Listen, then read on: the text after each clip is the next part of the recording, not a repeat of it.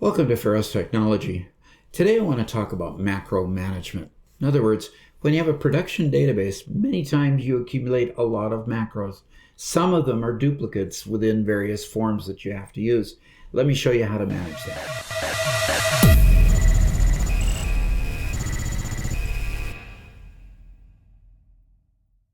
So I'm going to call up a database that you've probably seen me use before. It's the bookstore that I've programmed this database for.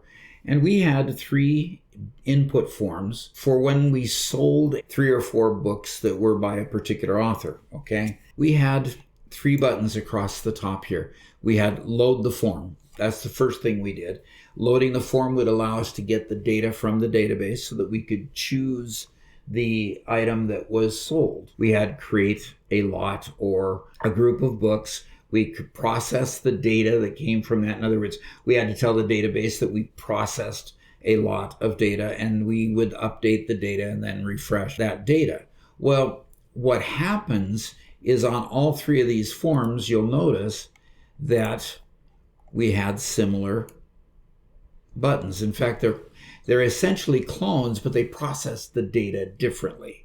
And in processing the data differently, this button ended up being duplicated. It would load the same data, but process the data differently. In other words, the lots here were by series. The lots here were authors that didn't have a series.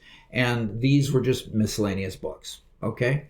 So it was important that we processed them in a different way. It would pull the data in and use the data differently. If you notice then, when we look at the property sheet here, and look at the event underneath this button, it was an embedded macro. Now, what you'll notice here, it would run a macro called buttons.saleUnitProcessing. Now let's close this and move on to the next one over here. This button here would be an embedded macro, and it would, one of the things that it would run was button.saleUnitProcessing. Well, seeing a common thread here. What happens is that it would always run the same group of queries that could be all bundled in a particular big macro that was outside of the form. So here you'll see that this one also ran this buttons.saleUnitProcessing and then open the form. Okay, so let's take a look at how I dealt with that. So I didn't have to keep rebuilding that same group of queries to process the data and bring it into each one of these 3 forms. And that was by creating a macro called buttons, as you probably suspected. All of them started with buttons.something.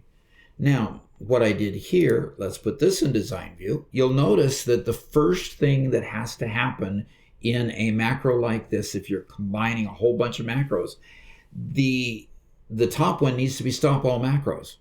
In other words, you don't want to accidentally come down here and double click and run all of these massive macros.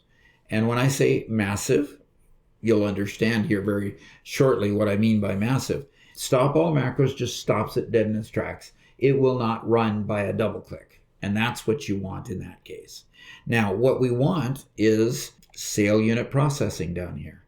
Now, sale unit processing ran, 3, 6, 8 different queries in a row. I did it through the use of a sub macro, and then it ends the sub macro at the end and then returns it to the form. The beauty of this is that I can reference buttons dot and then reference all of these sub macros. In this case, buttons.saleUnitProcessing. All 3 forms had access to this particular macro, and you'll notice with the structure of this particular buttons macro that I've got a lot of other common macros that are run in various places throughout the database. When you're sitting with a situation where you have to do the same operation repeatedly, you don't want to have to keep writing that macro over and over and over again. The way you handle that is with a simple sub macro in a macro that you can call whatever you want. I always call it buttons because it's usually under a button. And so for me, that's really simple. It's buttons dot, and then I can go look up which macro it actually is. And in fact, in my picker, when I move over here, when it goes here, it's buttons dot, and you can see all of the sub macros just here in alphabetical order. Very, very easy to pick sale unit processing, for example, and run that particular macro. In this case, I've also got to open another form and stuff. So putting it with closing the window and then reopening the window and so forth. And I usually take the set warnings off so it's not bugging me every time it opens up a macro that does some action steps in it.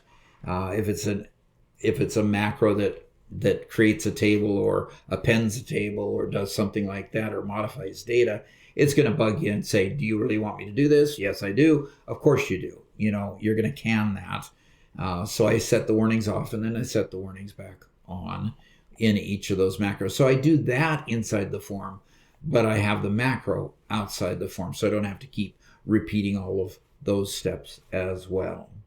So if this was valuable to you, please hit that like button so we can get it out to other people. And if you subscribe, I can see you in the channel later, and you'll get a lot of good information posted later on as I post more and more data about all the crazy things I've done with Microsoft Access. Hope to see you again. Thanks.